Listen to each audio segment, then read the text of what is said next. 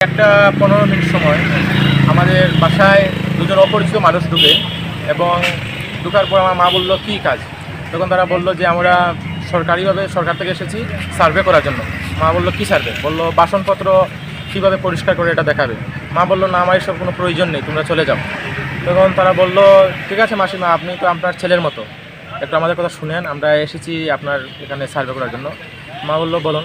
বলার পর তারা কি একটা পাউডার মারলো মুখে মারার পর মা কিছুই আর বুঝতে পারেনি, মানে একটা সেন্সলেসের মতো হয়ে গেছে। তারপর মার কানের কাছ থেকে কানের দুটো দুল ছিল সোনার, ওই প্রায় আপনার 1 ভরির মতো ওরা নিয়ে চলে গেল কানের কাছ থেকে খুলে। তারপর মা একটু চিৎকার করে 5-10 মিনিট পর তারপর আমরা সিসি ক্যামেরা দেখার পর আমরা ওদেরকে শনাক্ত করতে পারি এবং মা বললো যে ওরাই ছিল, শনাক্ত করতে পেরেছে। তারপর মার শরীর অসুস্থ হয়ে যায়। তারপর আমরা ধর্মনগর ডিস্ট্রিক্ট হসপিটালে নিয়ে অ্যাডমিট করা হয়। ডাক্তার বললেন যে অ্যাডমিট করতে হবে। তারপর উনি এখন ধর্মনগর চিকিৎসা অধীনে আছেন।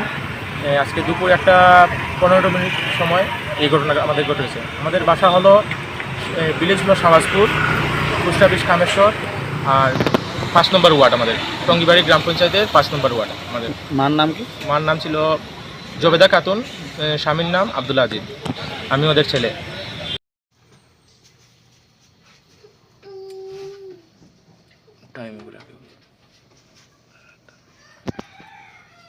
ও তো সাঁতার হাত লাগাই